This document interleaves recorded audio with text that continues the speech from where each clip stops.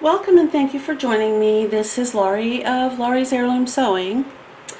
It is Sunday. We are in September. It's September 20th of 2020. And today turned out to be kind of a nice sunny day. We've kind of washed out the smoke from the fires. The California, Oregon, Washington state fires are still burning in areas. I'm not saying that they're done, but where I live, in the Puget Sound area, in the western part of the state, it seems to have sort of cleared out. So we actually had sun, the sun up in the sky. We saw that today. It's still up there.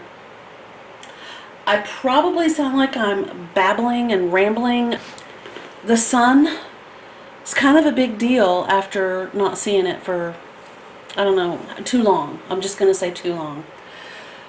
Okay, so I ordered an interesting project to work on, and I didn't know that that's what was in the box that arrived. It was weirdly boxed, and in case you haven't noticed or thought about it, this is the project. And I was just sitting here looking at the box, and now I'm going to open it. I will tell you that what I chose is not pictured on this box. It was a blue little, very tiny one of these type purses, like a little change purse, but it was blue. And the design is unbelievably dandelions, which the minute I saw that, I was like, that's what I call all my wonderful subscribers, and the people that visit my YouTube channel are my darling dandelions. So I had to give it a whirl, but I have no idea if that is what is in this box. But I'm very interested to see.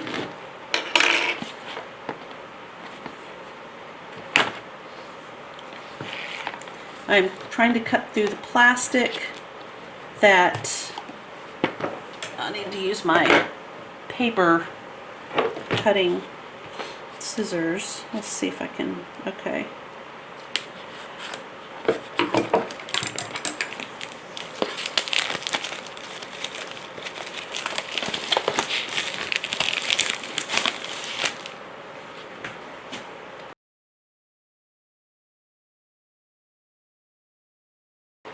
Okay, so I'm seeing, okay, so apparently that's what we have in this envelope.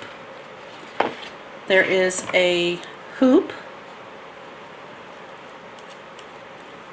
The hoop is plastic. It is 3 inches. It's 3 inches from here to here. The little screw top thing is plastic, but this is metal. The screw itself is metal. I'm not sure if this is gonna, it doesn't want to come out of this.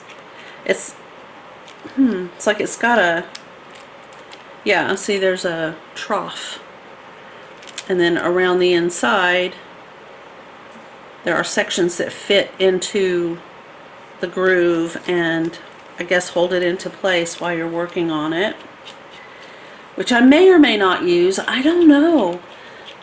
I don't know at the moment. We'll see. I will tell you it's fairly heavy. I don't know how much it weighs, but it doesn't. Well, let's just kind of.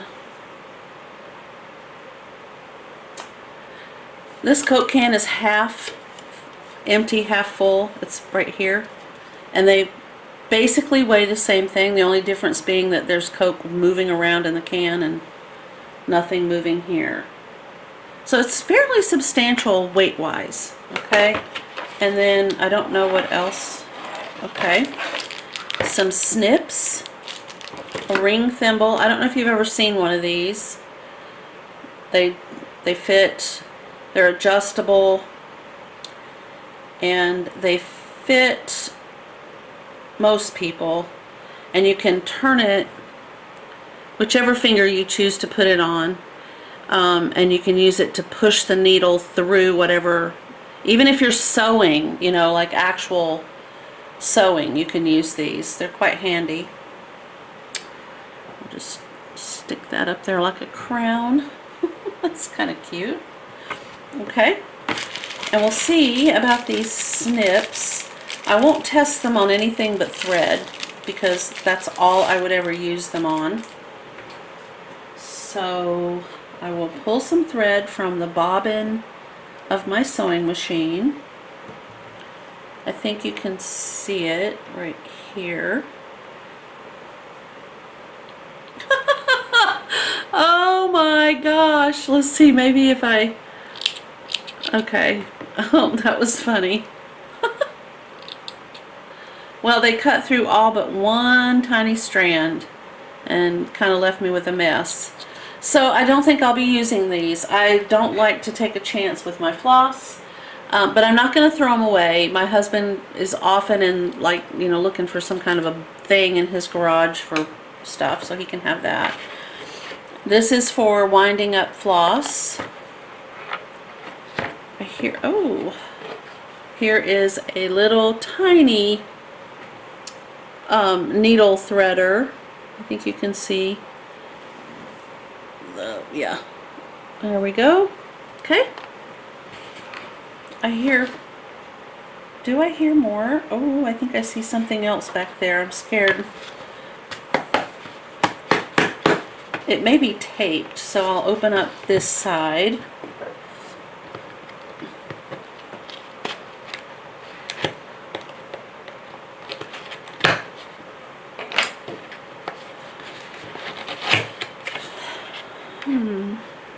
Well, I guess I thought I saw something, but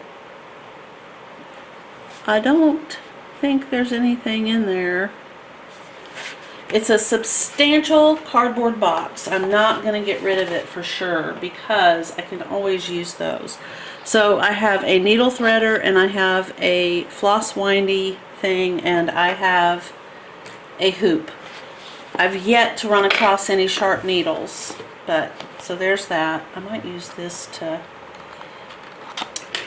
oh, I hate the idea of cutting this, but I don't really have a choice, so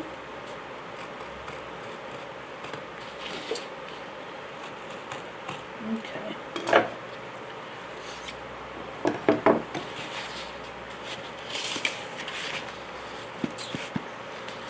Okay, here we go.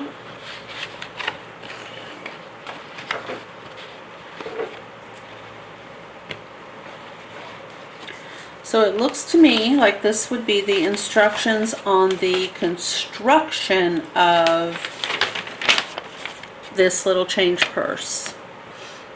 And it does appear that way. It says, I'm not going to read the whole thing to you. It just says like how to put together. And apparently they've changed some of the colors to conveniently explain to us how this goes together. The acupuncture will go in this manner, and then it tells you how to do an outline, a back line, a daisy, and a French knot, and then where you're supposed to do those on your piece. Alright, so there is that. And then we have 100% combed cotton. I make. Alright, here's a much better booklet with a little bit more detailed instruction. Basically the same thing. Alright.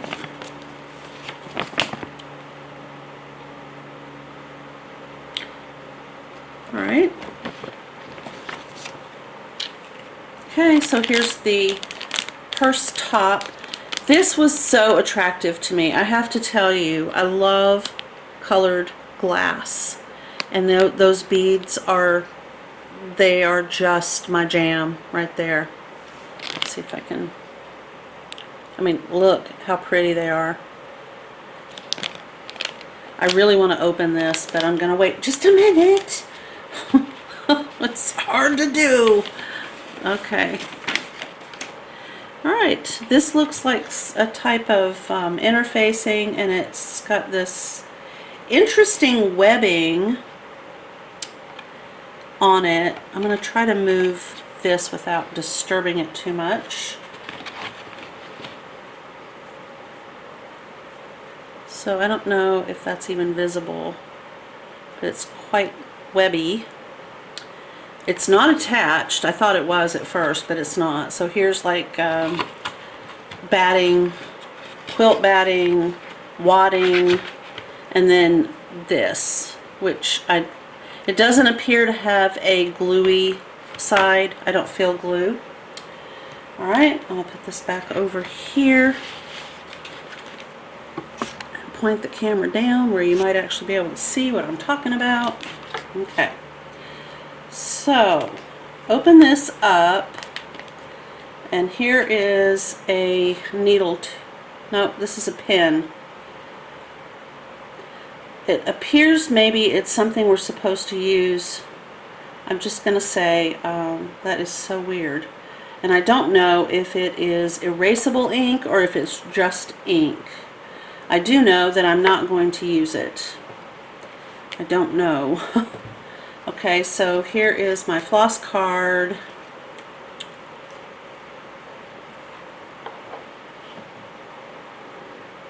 So I have, I'll say the floss feels very nice. This feels very, very nice. I don't know if it shows up on the camera that it is really nice. It's not fuzzy. I guess that's what I'll say. It's just not fuzzy and awful.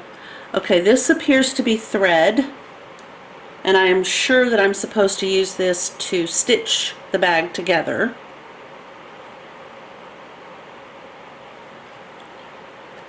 And I'm not going to unwind it until I need to, but again, it has a nice, this little tail right here. It feels nice. Very nice. Okay, surprising. And then I have a bag that has 3 needles in it. One appears to be a milliner needle. One appears to be, the small one in there is probably a sharp, and the mid-size is probably a crewel based on the diameter of the needle. And I will use these because I need to, you know, experience that. Okay. Alright, so here is the front that needs to be embroidered. This is, it is a cotton, and it feels like either duck, I don't know, maybe twill. Duck or twill. It has a lot of body to it.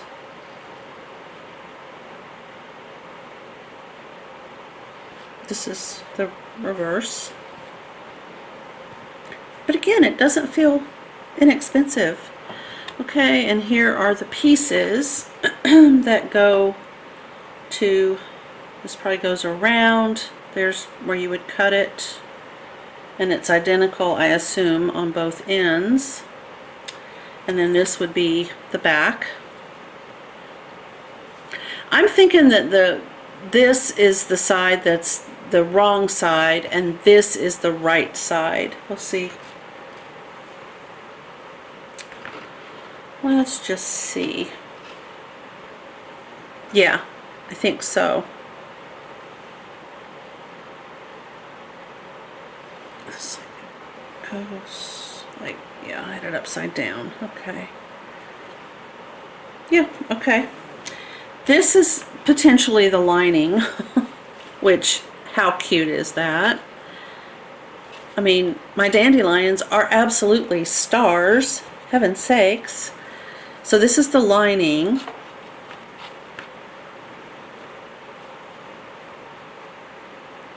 Okay. I'm so excited about this. I've never done anything of this nature before. I've seen these as kits, and I honestly can't even explain to you why I ended up seeing this. What the heck was I doing? Somehow floss tube videos started showing up on my recommended channels, I guess, the ones that YouTube decided I wanted to see. And these cute little types of projects were popping up, and I was like, wow, that's really fun. I didn't see any of these. This is not a thing that I saw. This is just something that I ended up going over to Amazon, and I was like, huh, but I fell in love with this, so that's why I have it, and that's why I'm doing it. And you can thank YouTube for this whole thing. Okay, so now I'm going to open this. I did notice that it did not come with the little traditional chain, and that's okay. I suppose I can purchase one, or I might even have one that I can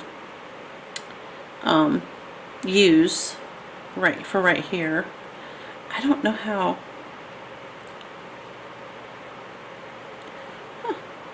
How do they work? Should I even bother? Should I dare open it? Will I break it if I do? Maybe it won't open. Maybe it won't. Oh dear me. It seems to be quite well crafted. I feel like I'm doing something wrong. The little purse gods are probably all screaming, "Don't open it! What are you doing? Stop!"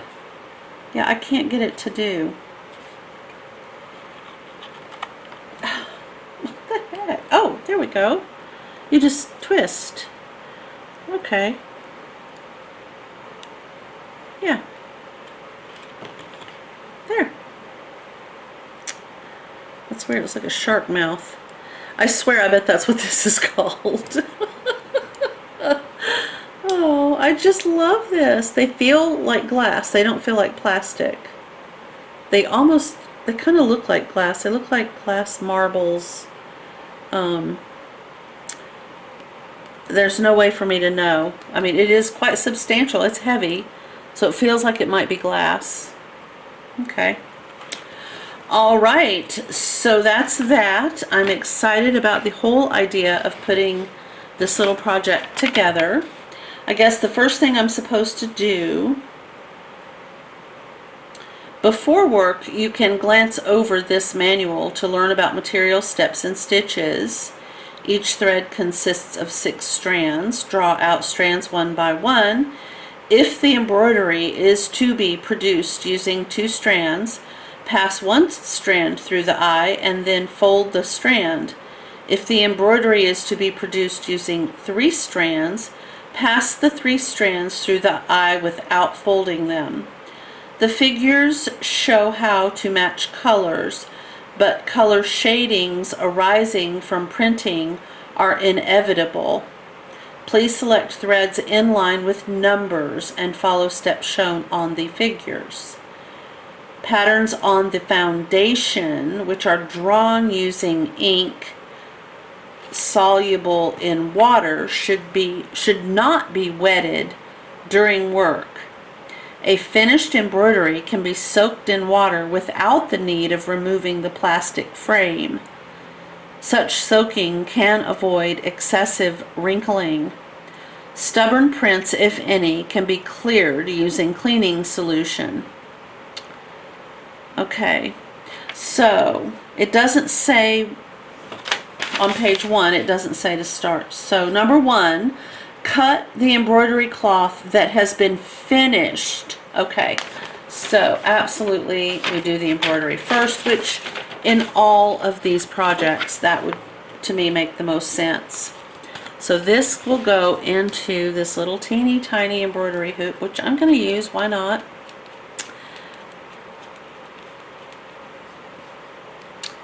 Alrighty.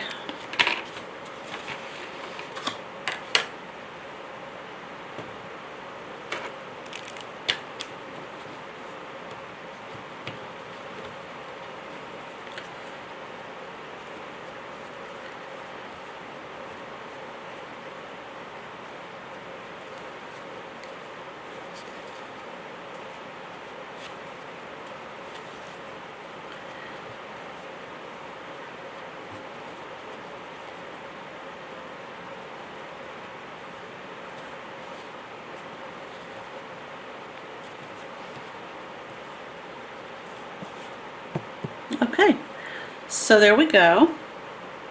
And I mean, I'm guessing it really, based on what I'm looking at, it's just a series of straight type stitches.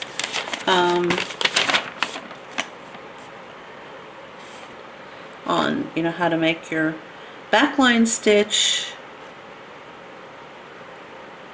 Okay, daisy stitch.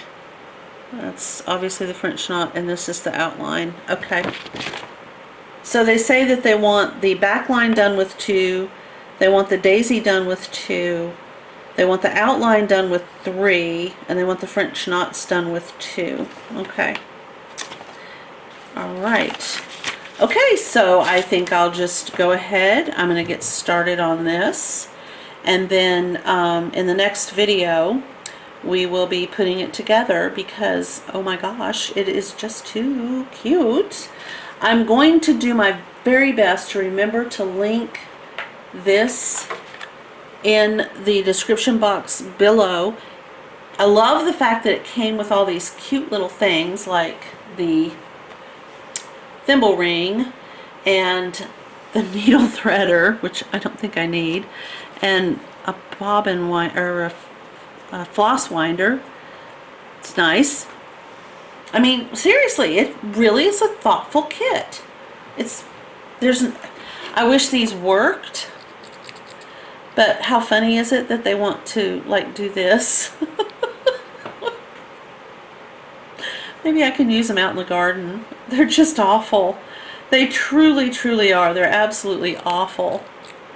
You have to bend them. You have to, like, unhook. They want to just naturally... Oh my god, I almost cut my finger off a couple weeks ago. Why am I playing with something sharp? Alright guys,